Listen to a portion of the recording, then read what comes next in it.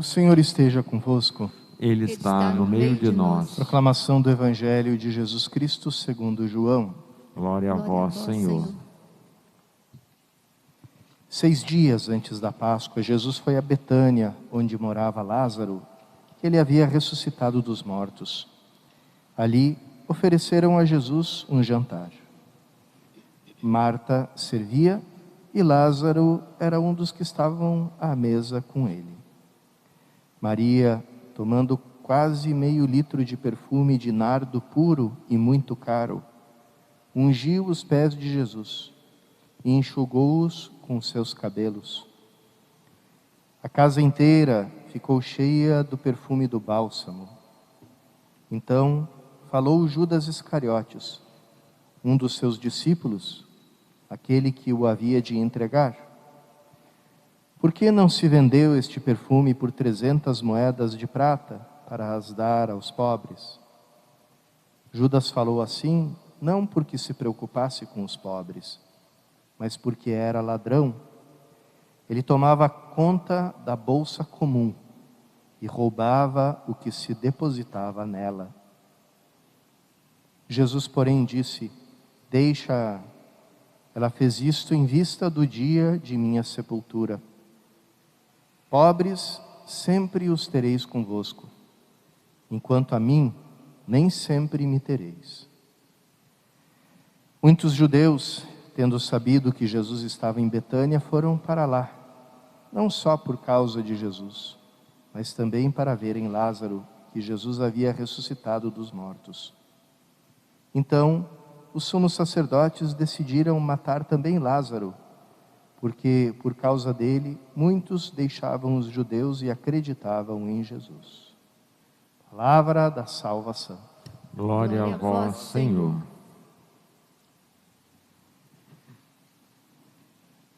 É uma coisa que nunca deixa de me admirar, esse início da Semana Santa, marcado por essa leitura desse gesto, que é dos poucos que são reportados nos 4 evangelhos, porque João não costuma repetir as narrativas dos outros, só algumas coisas de João ele repete dos outros 3 evangelistas, e essa aqui é uma delas. E aqui João cumpre uma coisa que aparece no texto dos outros 3.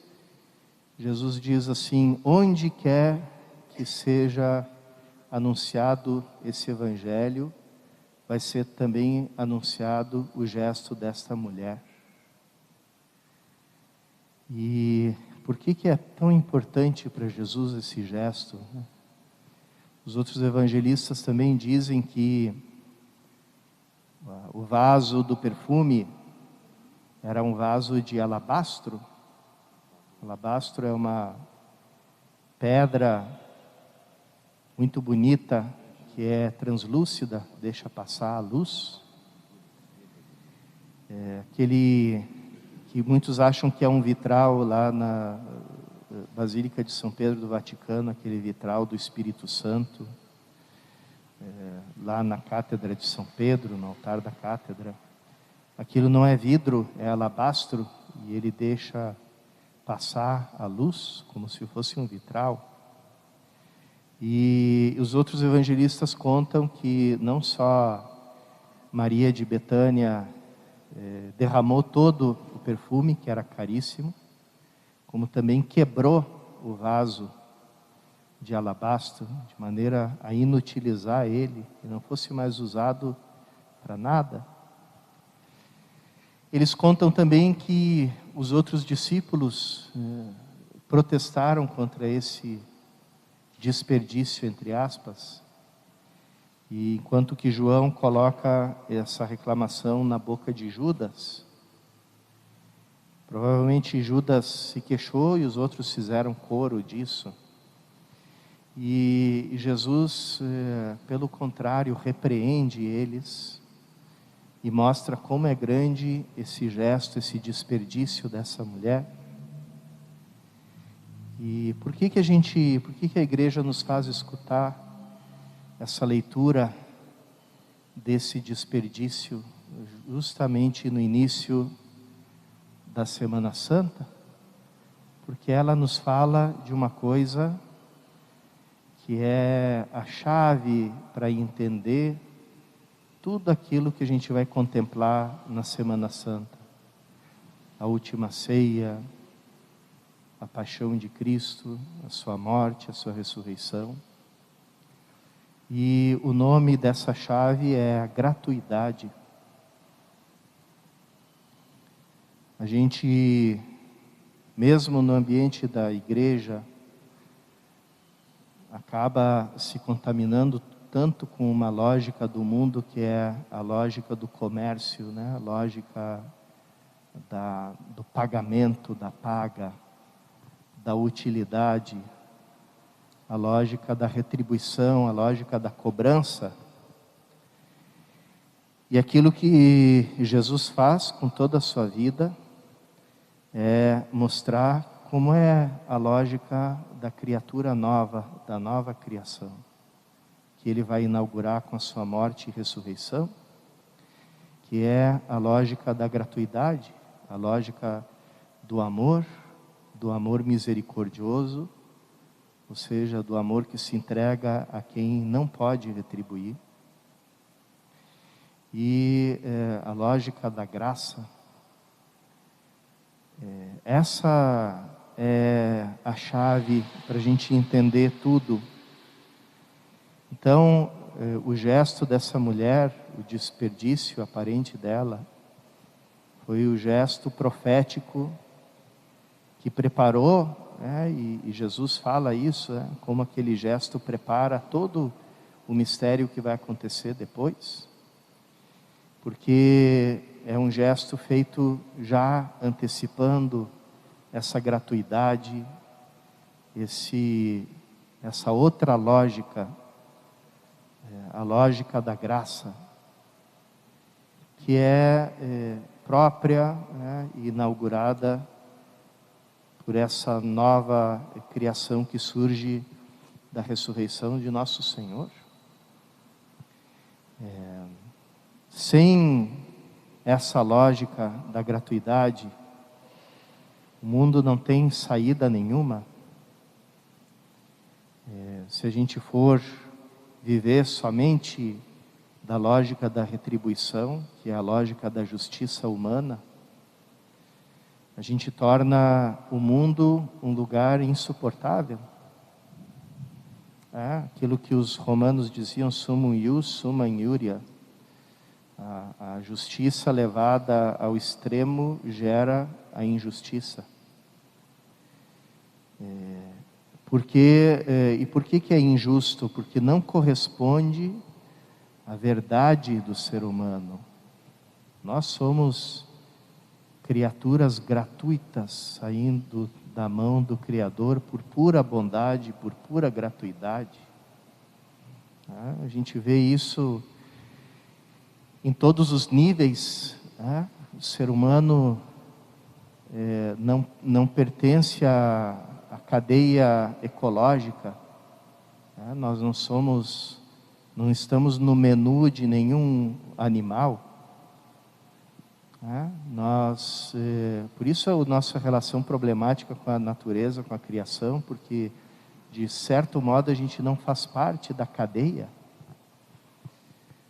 O ser humano não é parte do jardim, ele é o jardineiro. E portanto ele está chamado no mundo a manifestar essa gratuidade que é própria do Criador. E não é por acaso a raiz, de todos os males que a gente vive no mundo de hoje, as injustiças, as guerras, a destruição do meio ambiente, etc, etc, justamente a tentativa de substituir a lógica da gratuidade por uma lógica de cobrança, de lucro, de proveito. E aqui Judas fala, e a gente sabe que Pela sucessão apostólica, todos os apóstolos têm seus sucessores, né? E Judas não é exceção à regra, né? Assim como tem os sucessores de Pedro, existem também os sucessores de Judas.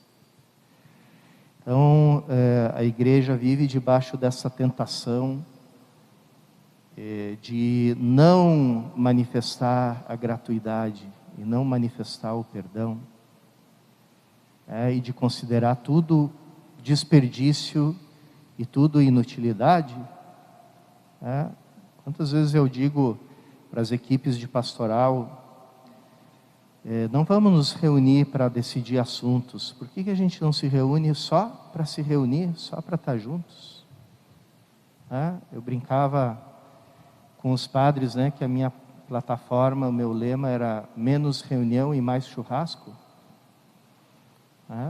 Porque a gente precisa do momento de gratuidade, e os primeiros cristãos tinham isso, eles tinham o ágape, que era a refeição fraterna, e tinha uma importância fundamental para a vida deles. Eles se reunirem, compartilharem as comidas que eles traziam com os outros. Então, gratuidade. E o mais interessante de tudo é que, como a gratuidade está na raiz da própria criação do ser humano, do próprio lugar do ser humano no plano da criação, são justamente as coisas inúteis que são as mais necessárias. O amor, o perdão, o dom, a doação, a generosidade, são coisas inúteis. Me lembro de um amigo meu, músico, que dizia assim, meio deprimido, Total, a minha vida é inútil mesmo, porque eu sou músico, eu faço uma coisa que não serve para nada, que é a música, que não tem utilidade nenhuma. E eu disse para ele, justamente porque a música é inútil, que ela é tão necessária, e que é tão fundamental que você afirme, no mundo a inutilidade da beleza, a inutilidade do dom, que sem elas a gente não pode respirar. E isso a gente tem que dizer para todos os poetas, para todos os artistas, para todas as pessoas que se ocupam de coisas que o mundo considera inúteis. Alguém lembrava aqui nessa pandemia, todo mundo considera que o artista não é alguém que trabalha, mas o que seria da nossa mente se a gente trancado em casa não tivesse os artistas para nos entreter com os filmes, com as músicas, com todas as coisas, Como é que a gente conseguiria suportar, sobreviver? Então, irmãos e irmãs, essa é por isso que é tão importante essa leitura abrindo a Semana Santa, porque se a gente não entende o que significa dom gratuito, graça, generosidade, misericórdia, amor, perdão, então a paixão de Cristo, todo o mistério pascal vai se tornar incompreensível diante dos nossos olhos. Vamos pedir nessa Eucaristia a graça dessa inutilidade na nossa vida, a inutilidade do perdão, a inutilidade do amor, a inutilidade da graça, a inutilidade da misericórdia, a inutilidade do dom.